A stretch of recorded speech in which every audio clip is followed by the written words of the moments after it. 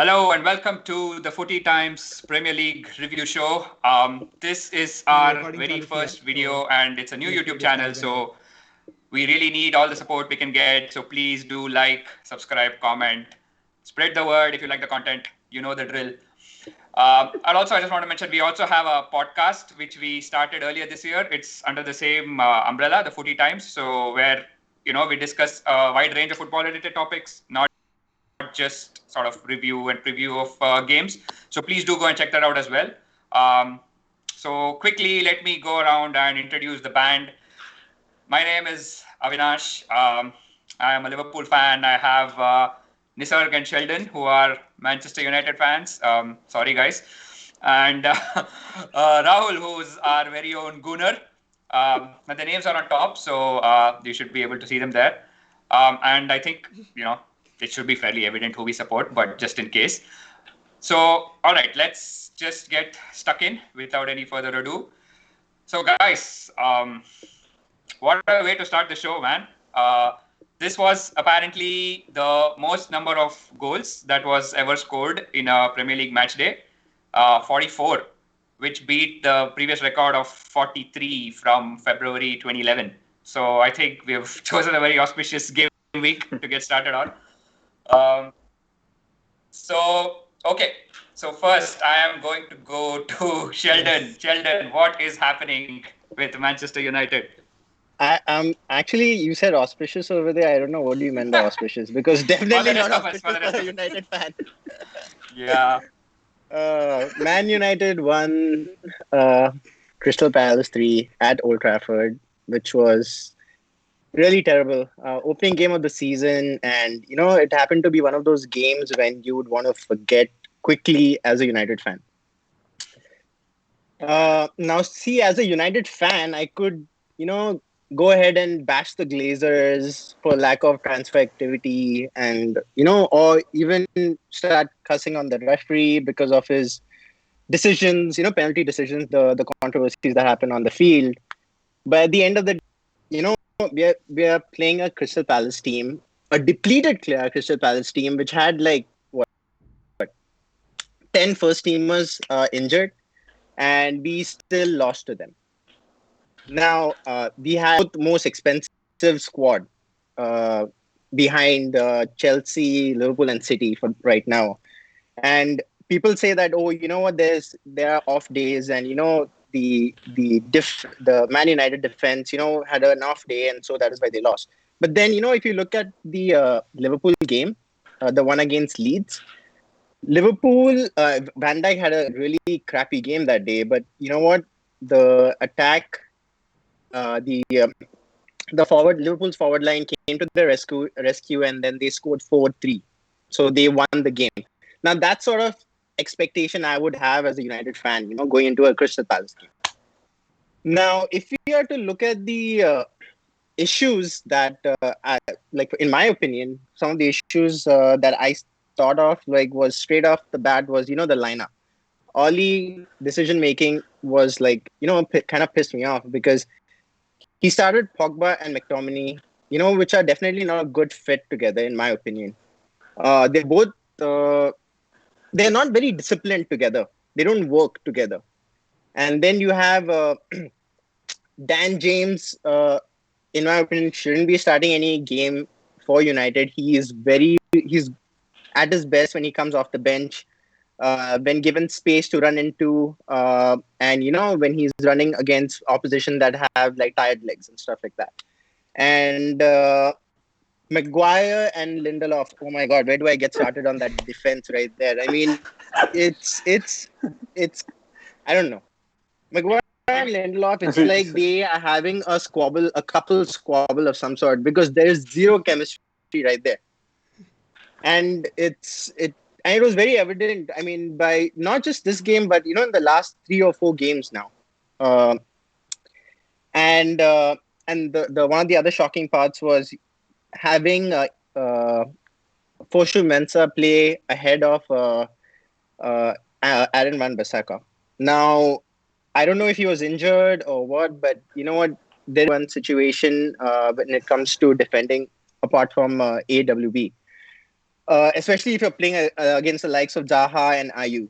Now, and lastly, Pogba shouldn't have been starting this game. He was diagnosed with COVID-19 3 weeks ago before the game, and he didn't have enough game practice, or he wasn't match fit essentially, which was very evident because he was second to every ball.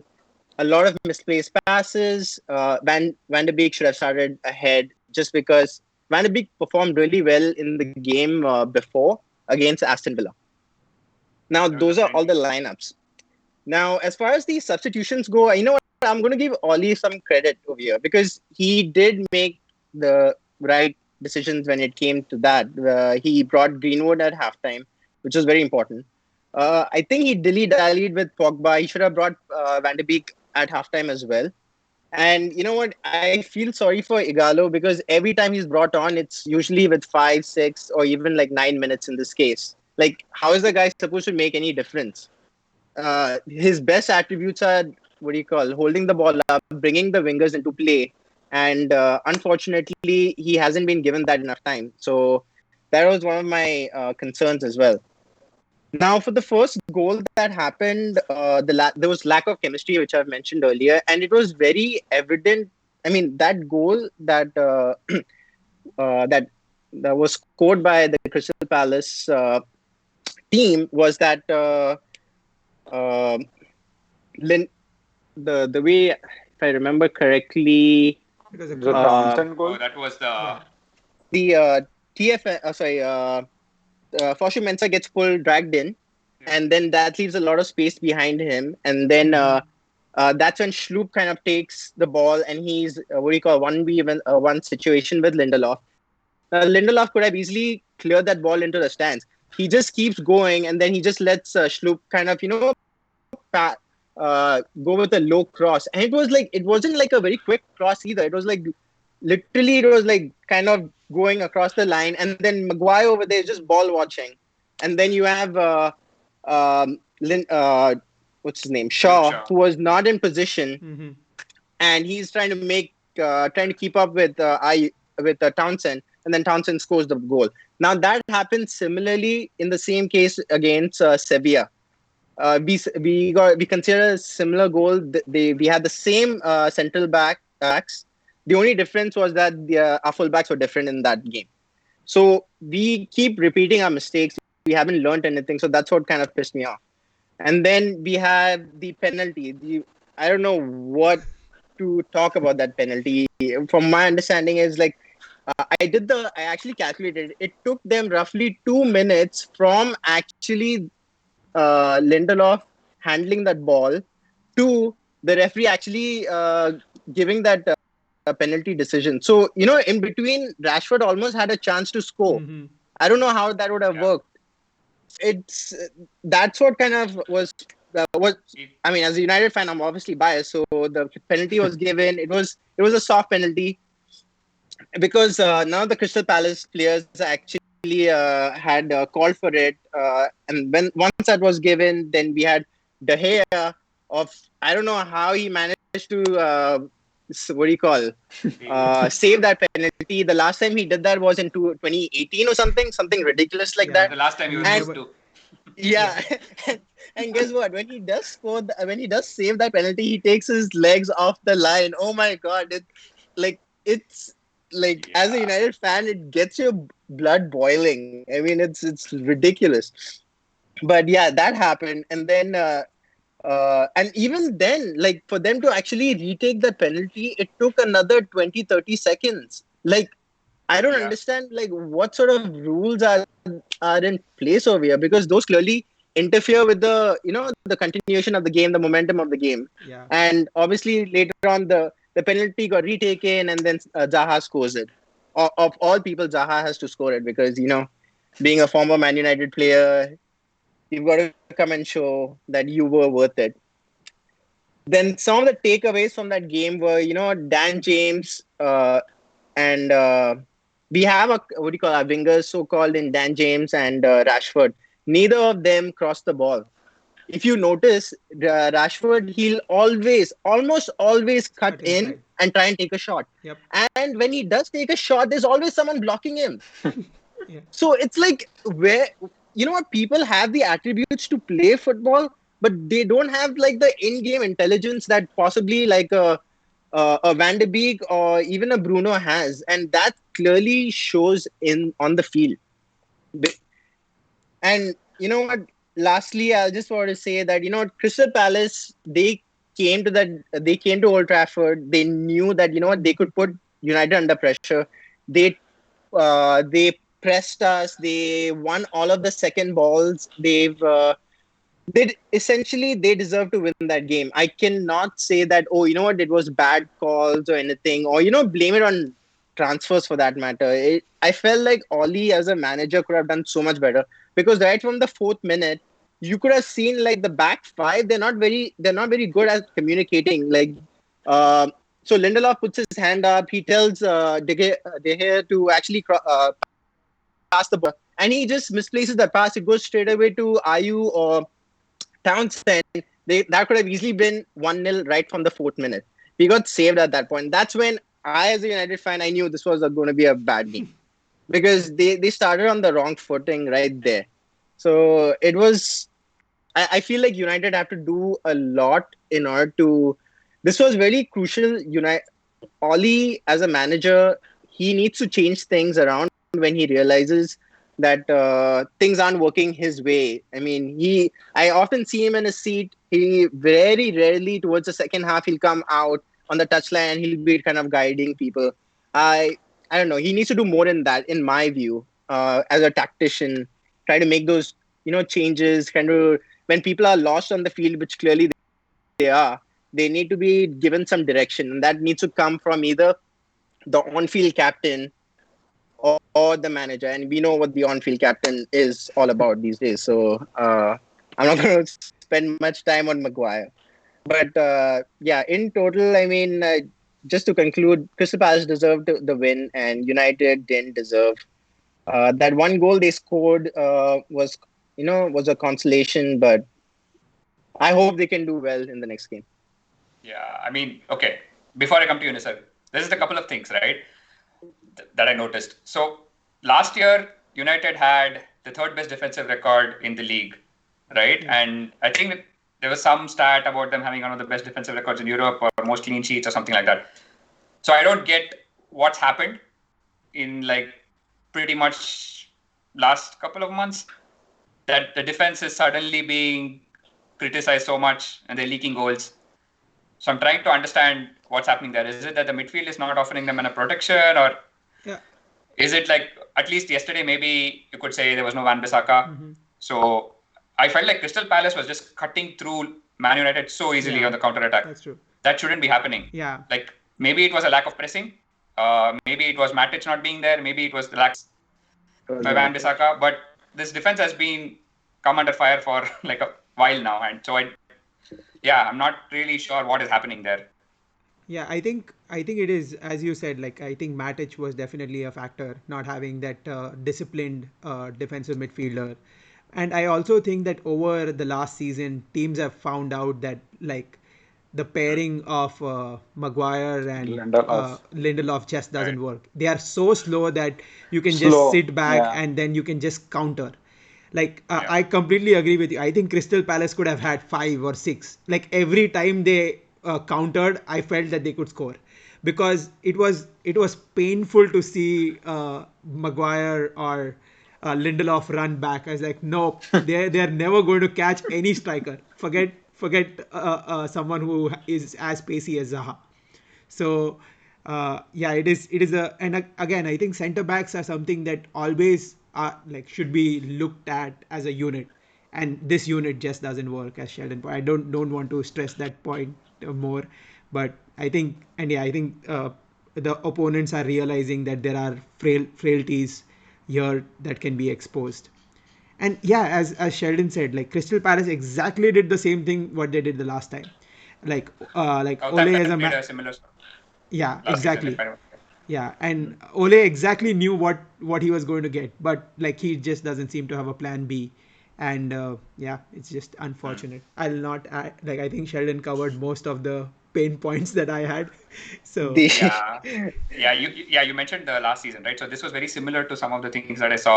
Like they're very streaky. There is a set of games where they seem to be full of energy, full of goals. People are going past people. Bruno is popping up, conducting the play, and then somehow after 5 or 6 games, that just goes away, and they look tired and they look out on their feet. It seemed like they started the season on a similar note.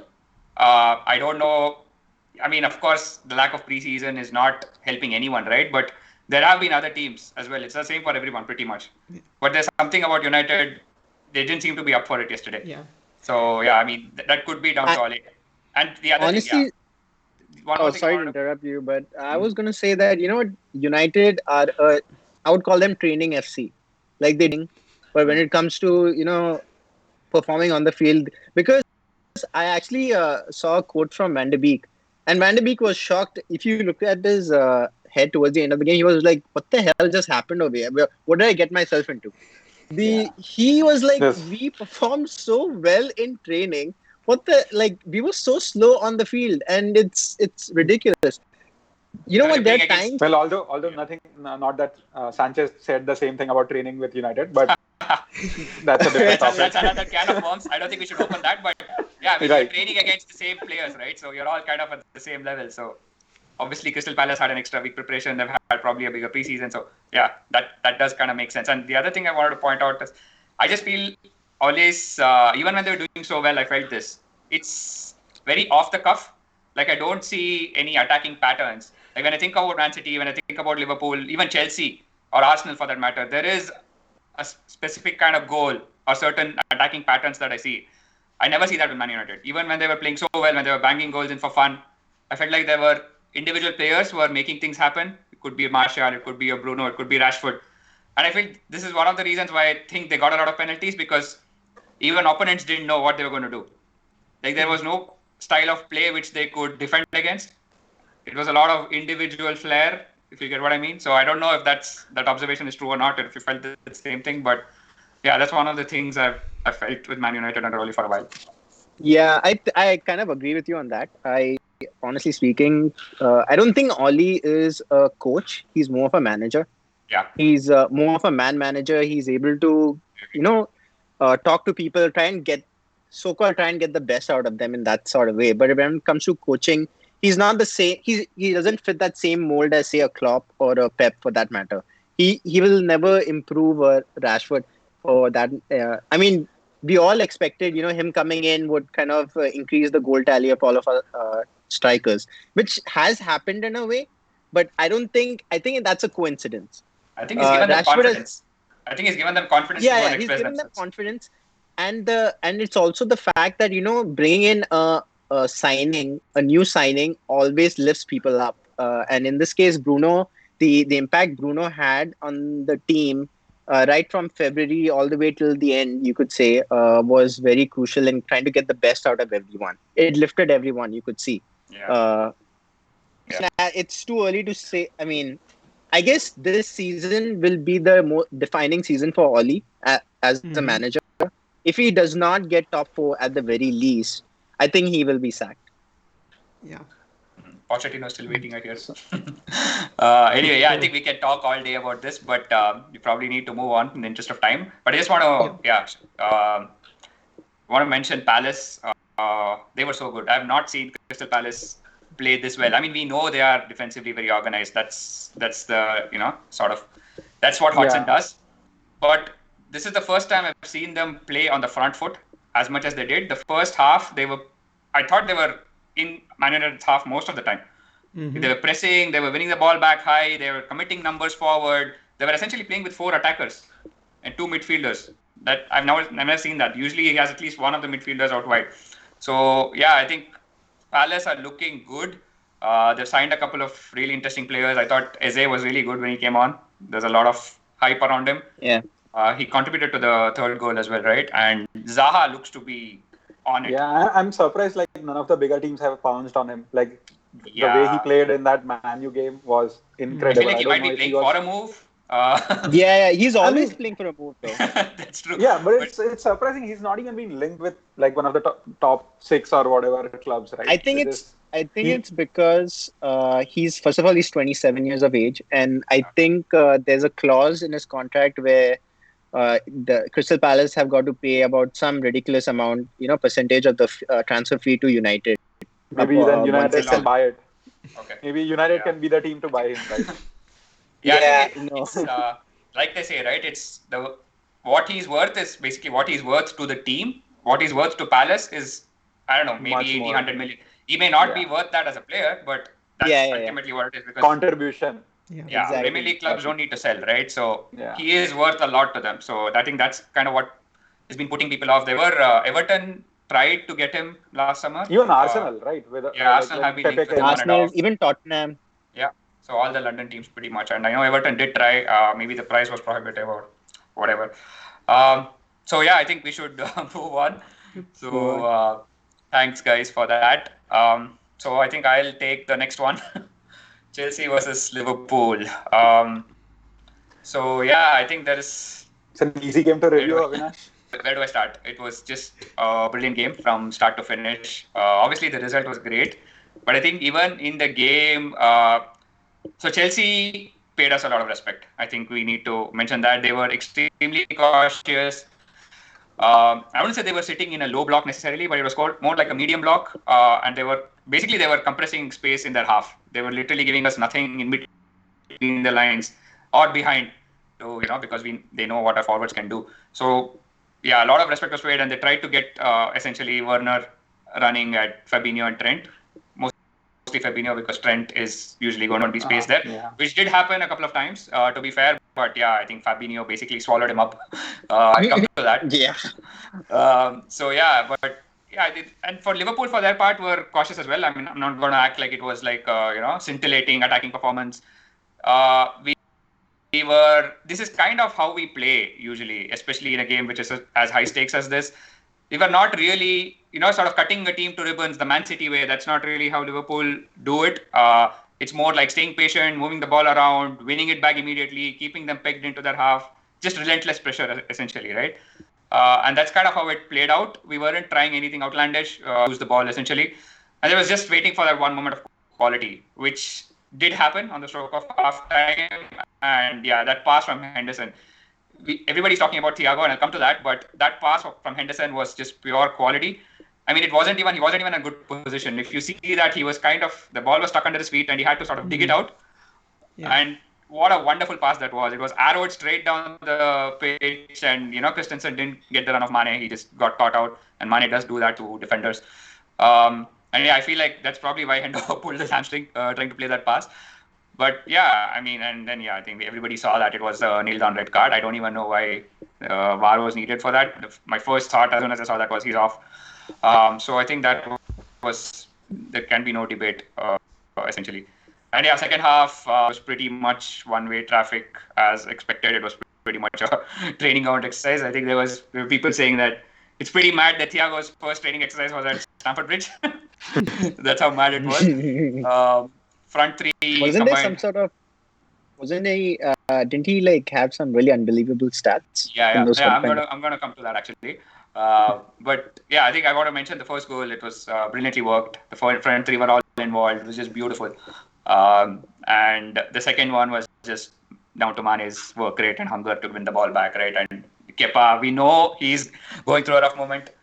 So yeah, I mean, he just sort of, there's nothing surprising. He's just in a really bad shape right now, and he needs to be taken out of the firing line. So that's as far as the game is concerned, right? And I just wanted to point out a couple of key performers. Fabinho. Now Fabinho, right? He basically looked like he'd been playing centre back all his life. But Liverpool fans, I don't think, I won't say we were not surprised, but it was not like a massive surprise what he did, because he's already done it. He played against Bayern Munich, against Lewandowski last season, and he got a clean sheet basically. And some of his stats, right? You look at his stats, he had 12 ball recoveries. 4, I think that was more than anybody else. 4 tackles, 4 interceptions, 97% pass completion rate. Now, for me, what he did was essentially play to his strengths. This guy, what he does really well is his reading of the game and his timing of the tackle is absolutely brilliant. And his ability one-on-one with attackers he does this week in, week out when he's playing in the defensive midfield role, and I just don't think he gets enough credit for it. Because I personally think he's one of the best defensive midfielders in the league, if not the best. And I just feel he's hugely underrated. So all he did was he played to his strengths. He just ported those skills over to, centre back essentially. So I think it's a great option to have as a fourth choice centre back. I think he's better than Lovren, to be fair. And and the person who kind of enabled this to happen was Thiago. We signed him last week. For 20 million. Unbelievable. Last weekend, people were doubting Liverpool's credentials, and now suddenly they're overwhelming favourites, right? Dude, you were doubting. Not exactly. I mean, I was comfortable with the position, but obviously, you do need signings to just freshen things up. And I mean, okay. As far as his performance is concerned, I think there was a tendency to slightly overplay it. It was, after all, against 10 men, and he did give away a penalty, which I thought was a little bit soft. And also, I feel like, if he has enough time to train with the team and, match sharpness, because let's not forget, he just started training last week with Bayern. I don't think he makes the foul. But then, honestly, on the ball, right, what a player. He just showed off. He just ran the game, showed off his full passing range, long passes, short passes, diagonal passes. He fished a couple of no-look passes between the lines. There's this thing where he sort of shapes to shoot, pass one way and then just changes direction without even looking. So he did that a couple of times. I've never seen any of our midfielders do that. Sort of, play that line-breaking pass straight into one of the forwards. And God, he's so smooth and elegant. He just sort of glides across the pitch. He just caress the ball. I don't know if you noticed. It's never like he's hitting it. It's just very, it's so easy. Finesse. And he doesn't seem to shy away from the dirty work either, because there was this video of him punching the air after winning the ball off a throw-in. Winning the ball after making a tackle, winning a throw-in essentially. And this is something I've seen Klopp do a lot. He always likes it. There's nothing more he likes than a counter-pressing situation. So in that way, he's like a typical Klopp player. I mean, I would just like to end saying I watched this guy dominating midfield in Pep's Bayern team 5 years ago. I mean, it's just he never seems to need more than a touch. I think he's kind of head is on a swivel. He knows what is around him. So he's already got it in his head, the next pass that he's going to make. So he never seems to need more than a touch. And he also has the technique to execute it. But after watching him, I wouldn't have ever believed back then that he would actually be doing that for Liverpool one day. So I'm kind of still pinching myself, as with the rest of the Liverpool fans. So what can I say? I think it was a great day in the office. We'll have difficult games, I'm sure, but next that week, was just Avinash. too easy. Next week. We'll talk about it. He'll come against a good London club next week. I must say, though, I definitely expect Arsenal to be a much bigger test. I think just the way they played against us in the Community Shield, and the way Arteta seems to know what to do against the bigger teams. He has a plan. Yeah. You can see what he's trying to do. One more thing I want to mention, this is more from the Chelsea team perspective. I feel that this game happened too early in the season. A lot of new players. Given that Chelsea had so many new players, they're still not even got some of their signings in the first team. It's incredible what they've done. But I feel that if it would have been even a month after, it would have been a really good game. And I think the red card just killed the game. There was no way Chelsea could do anything after the red card. It was pretty much game over. But they too are sort of short. Chelsea is one of, I think everyone in Premier League, a lot of teams are short of a centre back, like Man U, Arsenal. I think unless Gabriel performs and Saliba performs, that's fine. But I think centre back is one of the things that Chelsea needs to shore up on. Yeah. So it's one of the most difficult positions right now. I think there's just not enough good centre backs out there. And I think, like I said, Nisarg, yes, I think definitely once these players come back in and integrate, don't forget they were missing Pulisic, who had such an impact at Anfield a couple of months ago. So that was a big miss, more than any of the other new players, right? Ziyech, we haven't seen yet. So, but I think he had enough with what the players that he had. I don't think it was a little too negative or reactive. You could see what his game plan was, and maybe it was fair, but ultimately, if you want to win, if you have designs on the title, probably you need to do more. But like you said, maybe we'll see, as these players in, we'll probably see more attacking football from Chelsea. And yeah, I don't think they played well against Brighton either. To be honest, like I thought Brighton were the better team. Yeah. Like so, we'll see. True. Yeah, we'll see. I have a question for Avinash actually. Do you see Fabinho being used as at centre back and Thiago being used as the DM in other high-profile games, or this was just one of those? Yeah, I don't think that will happen. I think Gomez is still first choice at this point. If either Gomez or Matip were fit, I'm pretty sure they would have played. But yeah, he's basically a fourth choice centre back. He's an emergency option, but a very good one. So I don't think Klopp will hesitate to put him in there. But I do see him going back to his old role, going forward. Because like I said, I still think he's one of the best defensive midfielders in the league. Because Thiago is great on the ball, but defensively, what Fabinho brings us, and he's actually very good on the ball as well. It's another very underrated quality. I think he's provided a couple of really great assists last season. Floating balls over the top. So I think he's. I would prefer to have him as DM, and I think Thiago will probably. We have so many options at this point. I think the thing about Thiago, Henderson, Fabinho, Wijnaldum, they can all play in any of those three midfield roles. Maybe Fabinho, I've not seen him as an 8, but I think Thiago will play more as an 8, but I don't think he will see game time as a 6 as well. So there's going to be a lot of rotation. Midfield is one area where Klopp tends to rotate a lot in general because it's the most intense. And this season is absolutely mad. Like I was just checking, there is no midweek free up until the new year. And even in the new year, I couldn't really see anything. There was one midweek in January, which I thought was free, but even that might be taken up by a FA Cup or something. So that's how crazy the season is going to be. Yeah. So, yeah, I think we'll see all of them playing all roles, to answer your question. I can see Liverpool going like all guns blazing for, like a quadruple. They have enough depth.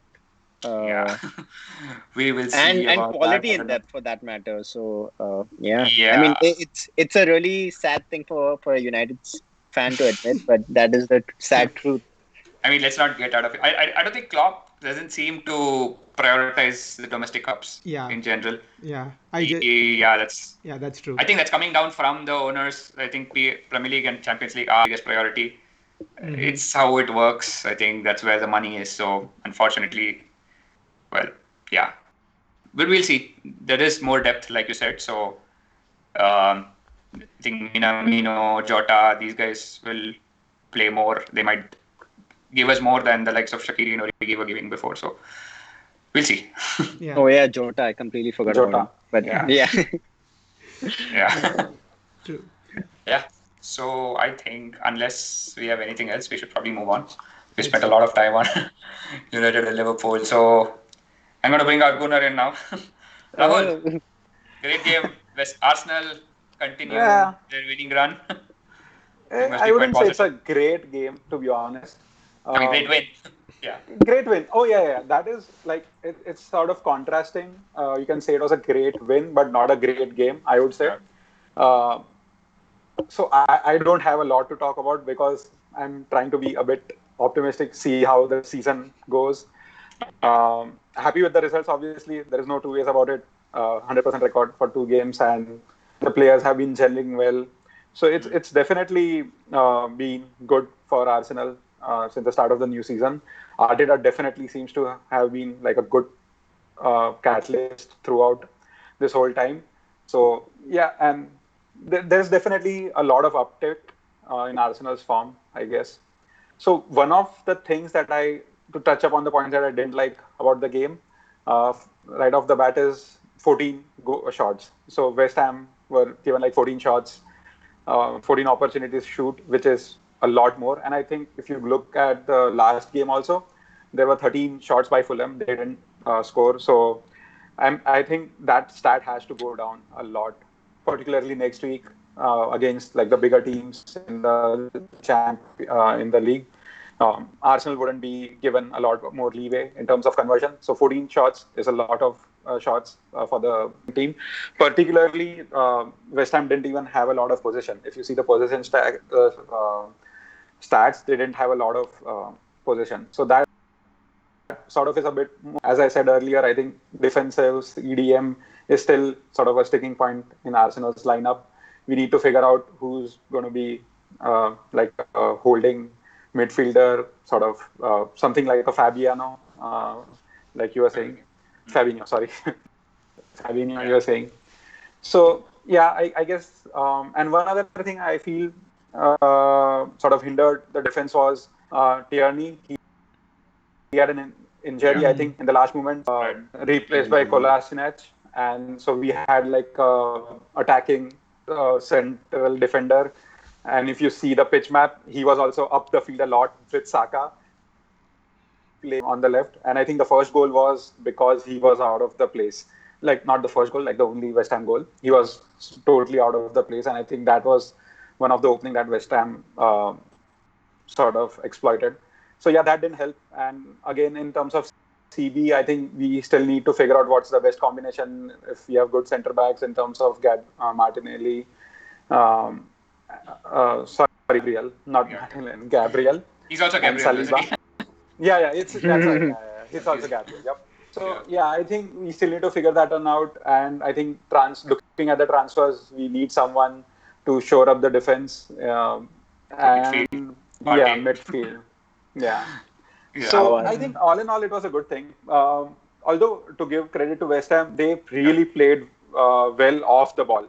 So they really sort of sucked up the life in the midfield, like they were trying to get in the players who were on the put pressure on the Arsenal players who were on the ball. So they weren't giving a lot of space. And I think the first goal, Saka found a very good pass to Aubameyang, and he was still he had a lot of West Ham players on him. So it was individually on him to play that pass and sort of open up the defense all out. And staying on Saka's topic, I think he's been one of the best players on the pitch for Arsenal at the end of the last season, and even in the start of this season, particularly this game, I feel he was like the best player on pitch. Personally, I don't know if there are other opinions he's a baller running around. Yeah, he's a good player. So yeah, he has a lot of swag. I think one of the things that he was lagging was finishing. He had a few shots on target this game, but he didn't finish them as well. He did the last term where he finished difficult chances also, I would say. So he didn't perform that well. So I guess just start of a season, I guess less training and everything. That definitely might have been a factor. He did contribute to the last goal though, right?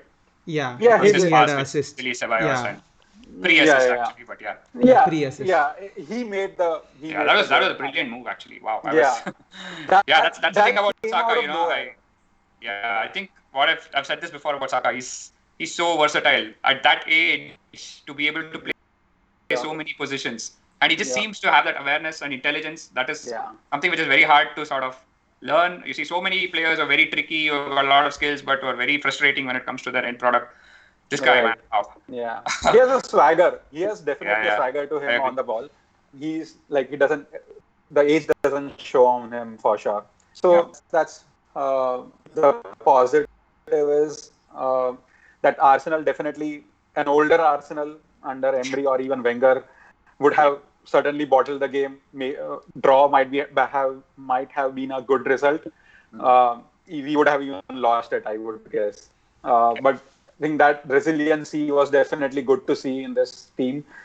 Despite them not playing the best football, they got the result again. And that's the thing that I definitely feel is what I'm looking forward to in this Arteta's Arsenal, I guess. I think that was a good point. I mean, look, I mean, we always say winning when you're not playing well is very important. Yeah, exactly. And Arsenal in the last 6 years, I feel were because you mentioned West Ham had a lot of shots, right? It reminded me a little bit of that Watford game under Emery at the start of last season. It was very similar. The number of times West Ham seemed to win the ball in midfield and they were attacking. There had so many attacks. They bottled it.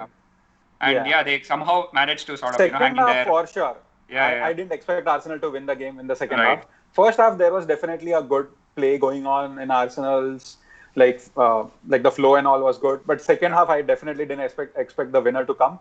It came good for us and all. So I think Arteta made talking about substitution also in the second half.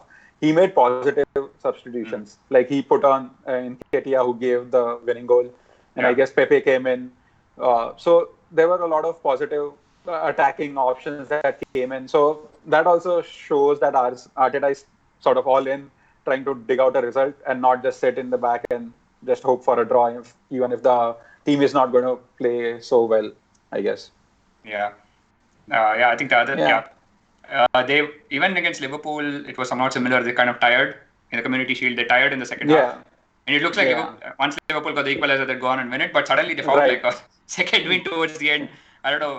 They were creating a lot of chances. I don't know where that came from. So this is, I think he's doing a really good job. So I think, youngsters, I feel youngsters are going to be one of the highlights of Arsenal season. I feel a lot of energy. Nketiah, Saka,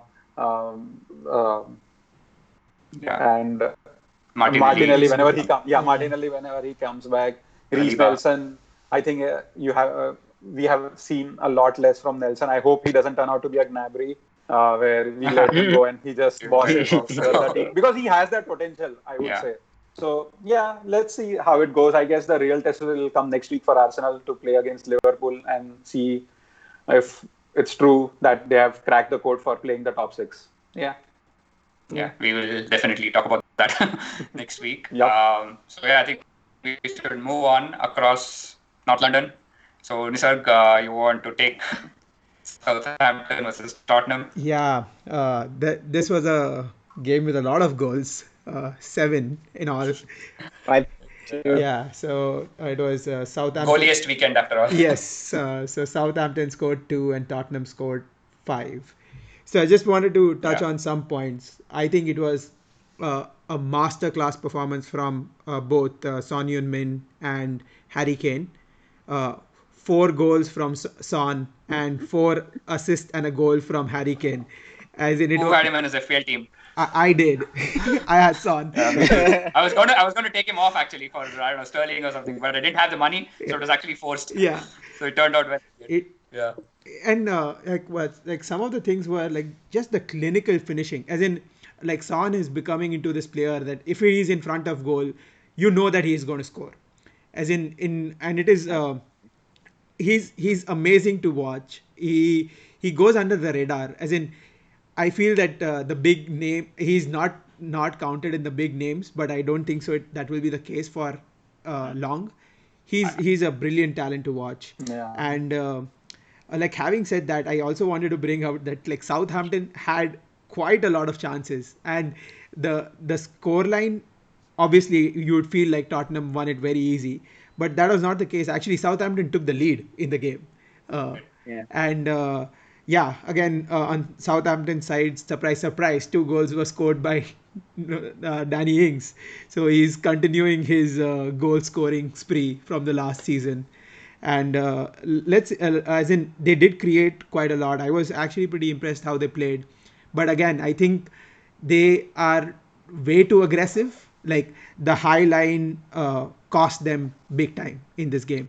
As in, Tottenham were, I think, playing on the counter, and they just like basically Harry Kane's brilliant passing and Son's running behind the defenders just killed the game. Son is pretty good in running between defenders. Is Son's, I think, the biggest asset.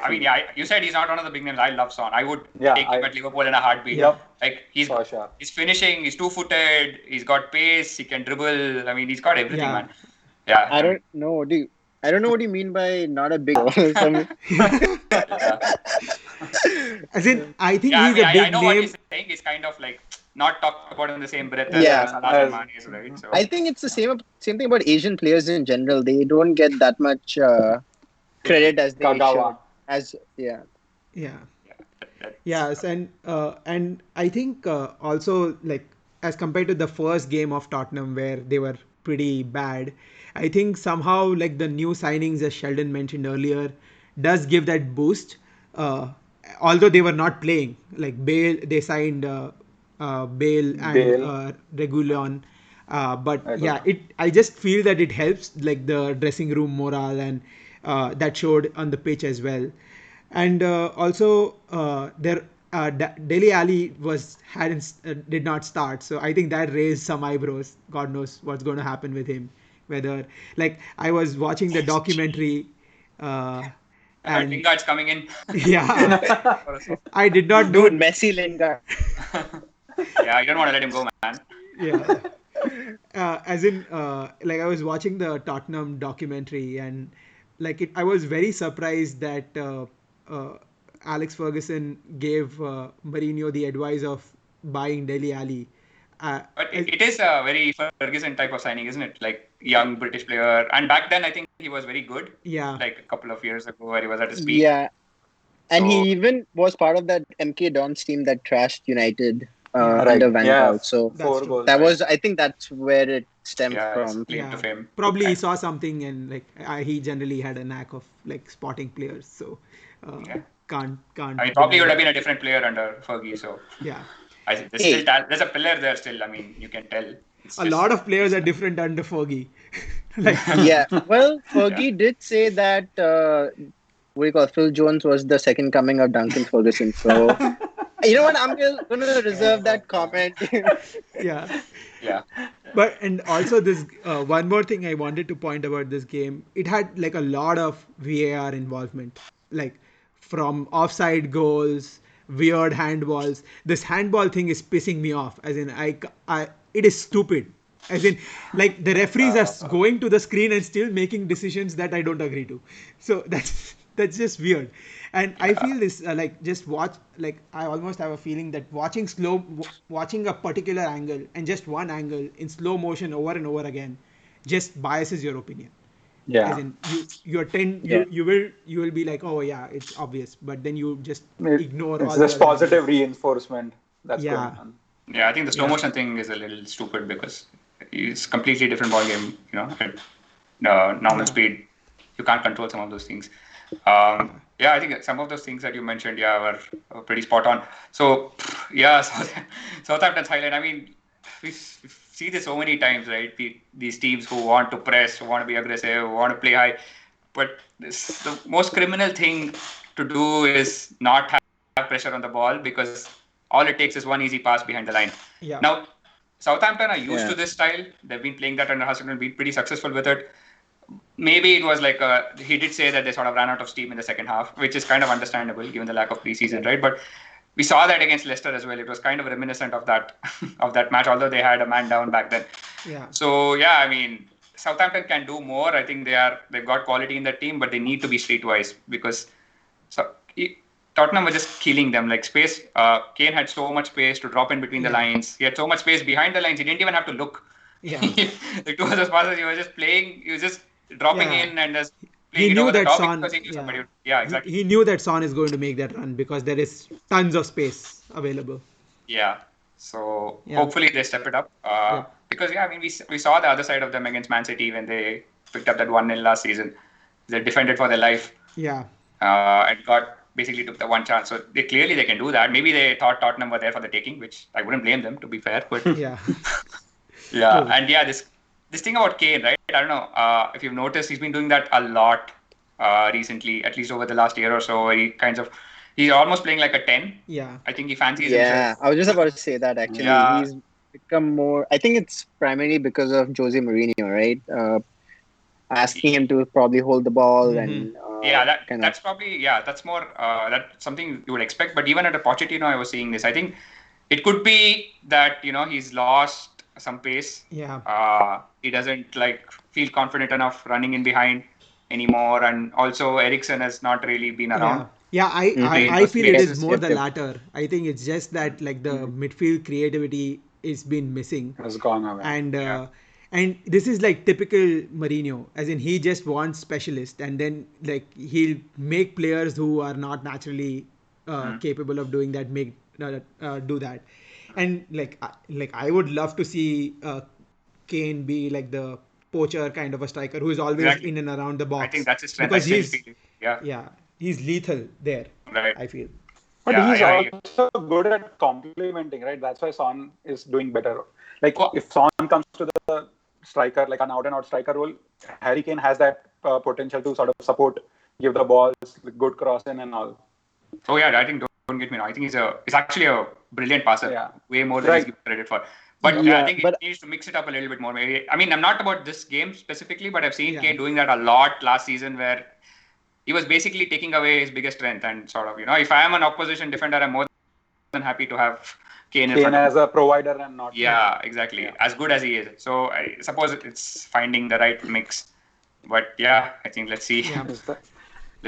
Is there a stat, Avinash, where Jose Mourinho's team has scored 5 goals? I don't know, but what United? Will mention that. No, I think they did it with United. Oh, okay.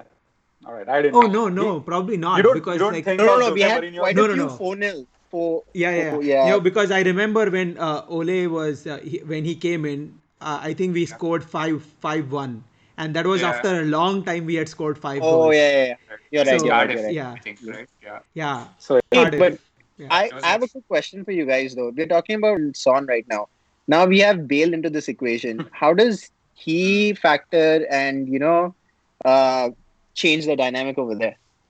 Yeah, so I think he's going to be. I'm really intrigued to see this actually. I don't even know what Bale does anymore because he sits on the bench. He sits on the bench. He stays injured. Honestly, the last thing I remember of him is scoring one of the best goals ever in a Champions League final to beat us. So that's kind of painful still. But I don't know. He's probably. They say he's lost a yard of pace. I don't know. Probably has, given he's 31. But I think he's still quality, man. He's got one hell of a left foot, and he can create. He's got an all-round game. I don't think people give him enough credit for that. People on pace. He's so much more than that. So. But I don't see him starting games. As in, I just feel that maybe not all. Yeah. Yeah. He's going to have this cameo role. Come on, try to do something. Impact substitute. Yeah, it is a very Jose kind of a signing. It could be a problem with how he fits into the Jose's tactical framework because he likes his wide players to play as fullbacks almost. Yeah. I don't see Jose playing a 4-3-3. Yeah. I just don't see that happening somehow. And I don't see Bale. I don't see Bale running behind. But initial part of his career, Bale did play a few games. He was a left back. Yes. Yeah, right. As in, so he has mentioned that in his resume. Yeah, and I actually feel that with last season with Kane, Son, and Mora, I think Jose did play like a 4-3-3. Because because Mora and Son were wide and Kane was playing to the center. So that was more of a 4-2-3-ish thing with Ali in the hole. According to the documentary, it was 4-3-3. Oh, really? Yeah, could be. Oh, okay. I think this game also officially it was 4-3-3. The Tottenham played. It's. I mean, on paper, obviously, I don't know. Yeah, but isn't it true though? I mean, those formations are kind of when you're attacking, it's a certain one, and then when you're defending, you kind of adjust accordingly. So correct. We actually spoke about this in one of the podcasts. I think it's essentially like a front five, back five. That's kind of what a lot of progressive teams are doing now. When you attack with 5, and you have kind of 5 people providing protection. Yep. In whatever configuration, right? Like Man City do it with their number 10 and 3. They make kind of a front 5. Liverpool do it with their fullbacks. There were a couple of articles that I read last season about Jose doing something similar, where he'd have bombing forward and Ben Davies almost tucking in as a third centre back. So that would essentially give basically 5 people in attack, and you'd still have 3 and 2 behind the protect or something like that. Maybe he is probably trying to be more expansive. But I still see Tottenham fans complaining about the style of football that is too drab. So I think Leopards don't change their spots. So we'll probably see a bit of both still. Yep. Maybe Son was pretty high, right? So maybe he is adapting his style a little bit more. Yeah, I think we should. Yeah. I can quickly go through the list of the games. So I just wanted to. I had a couple of things about Leeds versus Fulham. Leeds, another 4-3 thriller. I think they are pretty much they're proving people right. Kind of what everyone expected from Leeds. They expected them to be this exciting, swashbuckling team. But one thing they've kind of proved me wrong, or people wrong, is that how clinical they've been, because it's been ridiculous. I was looking at some stats, right? They had 3 goals from 3 shots on target against Liverpool, 4 out of 7 shots on target against Fulham. And they way outperformed their XG in both games. They had their XG of around 0.2 and scored 3 goals. And had about, I think, 1.3 versus Fulham and scored 4. So this is definitely something that I did not expect, because what we were led to believe was Leeds are not very good when it comes to finishing off chances, even though they play a lot of pretty football. There was criticism of Bamford not scoring enough, and he's got 2 goals and 2 assists or something. So I don't know, maybe that will sort of average out over the course of the season. We'll have to wait and see, but they need to tighten up at the back, I think, because they can't hope to have such a good conversion rate going forward, because they're leaking too many goals. I just wanted to add to that point that I just am hoping that Leeds do not turn into another Norwich kind of a situation where they just decide to play pretty football, but it ends up getting them relegated because they are not able to protect their goal. I think there was a few comparisons to Norwich, but I think they are stronger defensively. I think they have made of better stuff than Norwich, if you like. I don't think they're a soft touch like Norwich, or I think they have a lot more steel about them. They've got better players in midfield and defense, I think. So, I think they'll definitely need to be better at the back, because you can't concede goals like this in this division, and there are a lot of good teams. So it's. I think apart from Fulham and West Brom, there's nobody really knows who else is going to go down. So they're not. It's going to be And Fulham were such a soft touch. I don't even know. Like they seemed so destined for the bottom spot. Like so reliant on Mitrovic, and I think the other positive was Anguissa in midfield. I caught a few glimpses. He looked really good. I mean, he was bombing forward. He was winning the ball. He was doing everything. I think he was one of the main fixtures in Villarreal last season, and they finished 5th in La Liga. So clearly, he's got some pedigree. But I think Fulham have a lot of work to do if they have any chance of staying up. So let's move on quickly. Wolves versus Man City. Nisarg or Sheldon, we can all talk about this. I think I can go first. I think this was a true definition of a game of two halves. As in, when the first half I was watching the game, I was like, okay, Man City has started their machine, and okay, they are just going to continue like this. And I was kind of disappointed because I was hoping that they don't do well, because they had the same excuse as Manchester United, saying that short preseason and blah blah, because like Ole used that reason for a bad performance. But clearly that did not happen in the first half. But you did see that in the second half.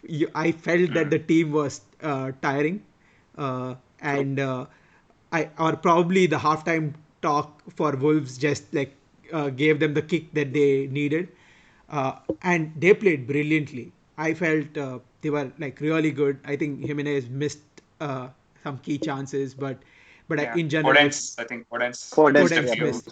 He looks a player, man. I mean, they've already replaced Jota. I think. He looks really good.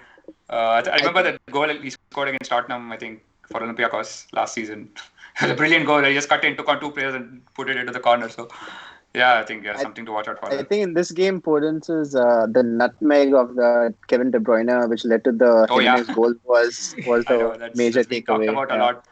I think they could easily have won it. Honestly, Wolves, the number of chances they had in the second half.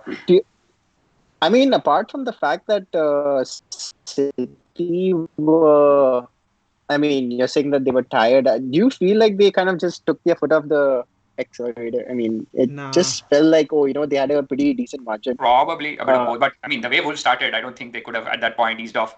No, they clearly were. Gave away the ball a lot in the first half. Yes, they barely had any chances. The first half. I think Wolves were poor in the first half. I think Man City really. I was actually scared the way they got off the blocks. They clearly meant business. I think they want that title back. So we're kind of expecting Man City to respond, I think, this season, and the first half seemed to confirm that.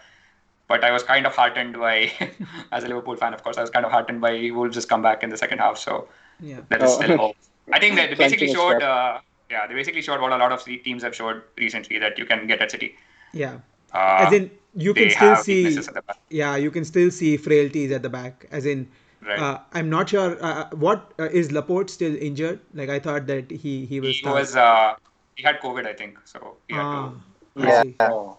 Okay. So Ake was decent. Ake.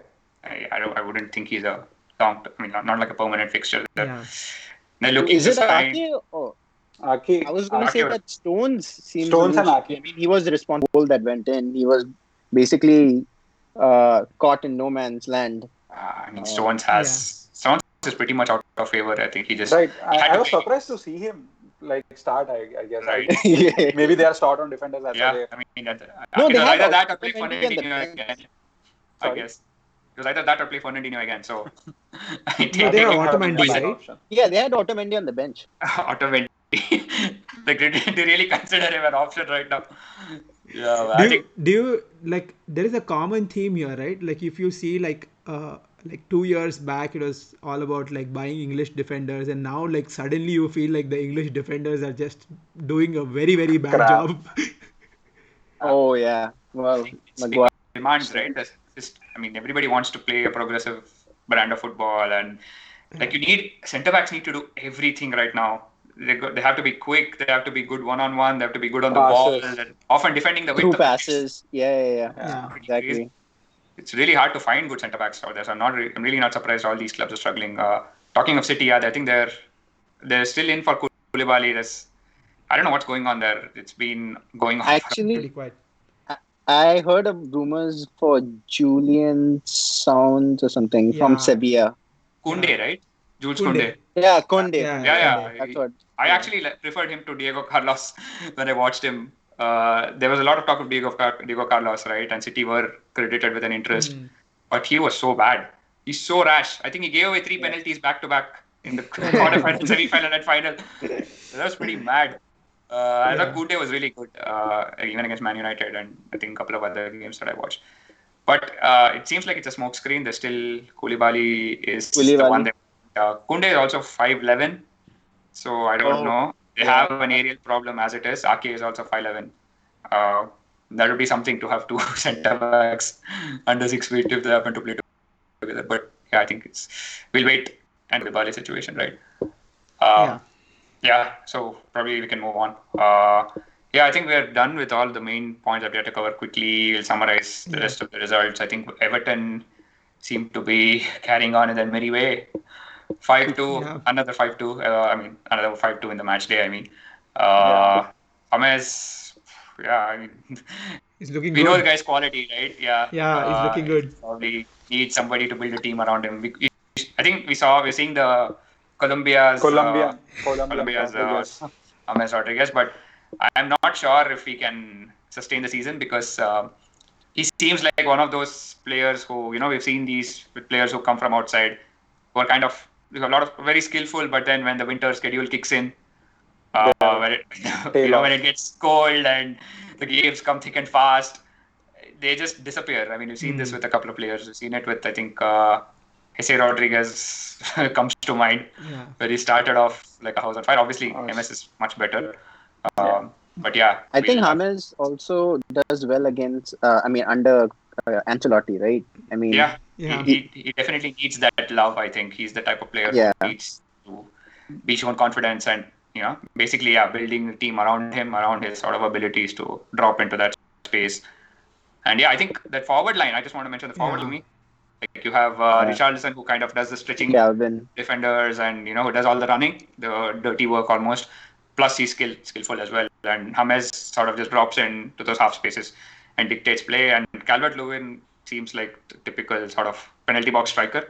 Yeah. Like so many of his goals seem to come within the 6-yard box. I think even the goals, he scored one literally from off the line, I think, off the goal line. So I think, it's looking good, unfortunately, for me. But let's see. Maybe they can break the top 6. So quickly, what else? Leicester versus Burnley.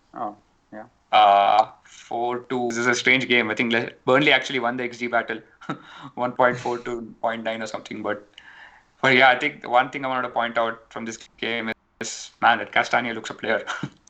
I don't know where they keep replenishing their sort of quality.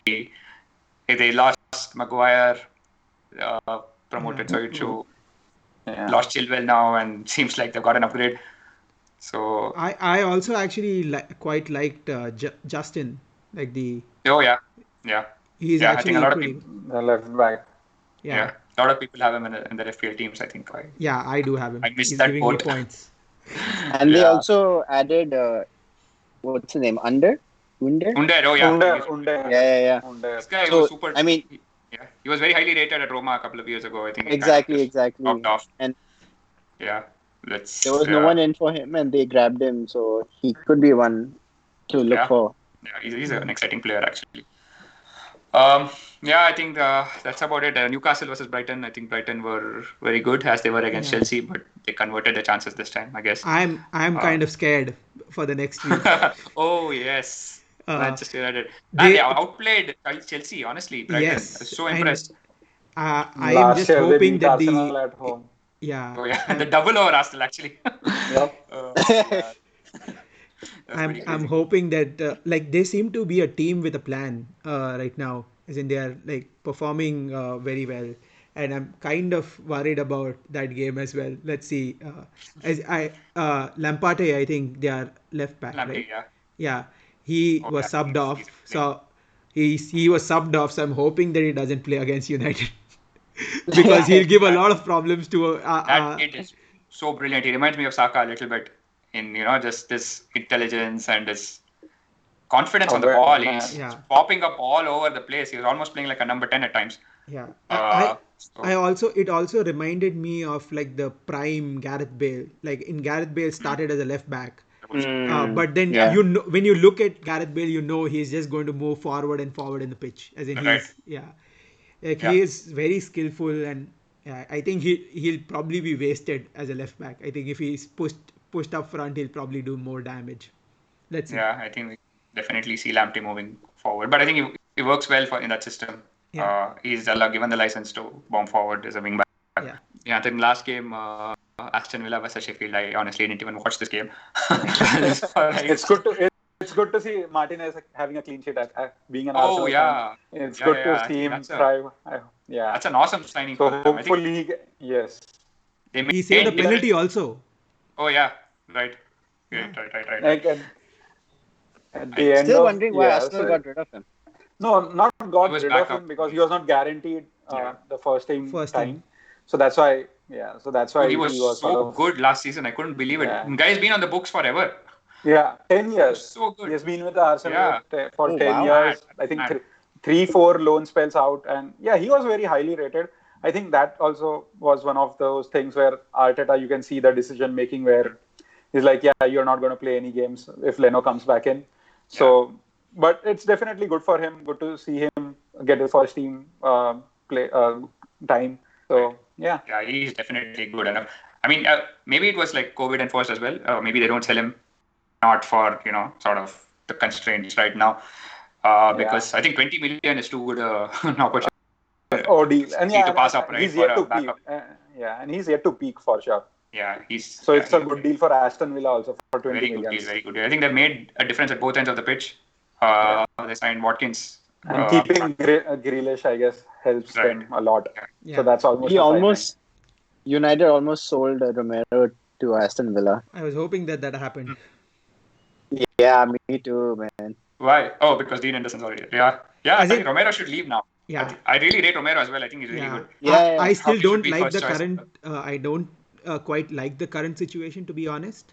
With having both Dean Anderson and De Gea, because now it's like one bad game and everyone would be like, bring this guy in. I just feel like goalkeeper is one of the positions where stability is essential. It's not like any other position on the field. But let's see. Currently, we are spending like $500,000, I think, per week on all the goalkeepers we have. Yeah, that's a lot of money. That's exactly how it is. But do you think that since 2018, his form has kind of gone down? Do you think he needs more time? I mean, he's getting paid, like you said, 350 grand per week, which is kind of ridiculous for a goalkeeper since he doesn't score any goals. I don't know what's wrong with it. It's just a confidence thing. I think you see this with keepers, right? Once they get into a rut, it's very difficult to get out. We saw that with Hugo Lloris, I think, for a while, and then now he kind of got back. So it's not impossible that.